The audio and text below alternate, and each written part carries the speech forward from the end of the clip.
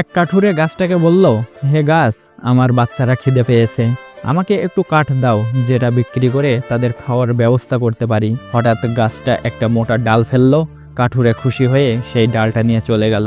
তারপর সে বারবার আসতে লাগলো, কখনো আরও কাঠ চাইলো, কখনো বা গাছের ছাল, এমনকি গাছের শিকড় পর্যন্ত তুলে নিয়েছিল। একদিন সে এসে বলল, এখন তোমার পুরো কাঠটাই চাই, আমার বাড়ি বানাতে হবে।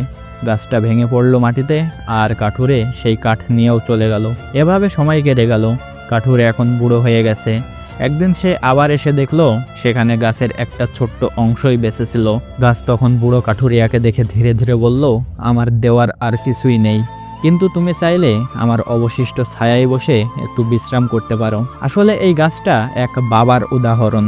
আমরা সারা জীবন তাকে নিজের সুবিধার জন্য কাটতেছি, আর যখন তার মূল্য বুঝলাম তখন সে এই জগৎ থেকে চলে গেছিল। এরকম ভিডিও আরও পেতে সাবস্ক্রাইব করুন।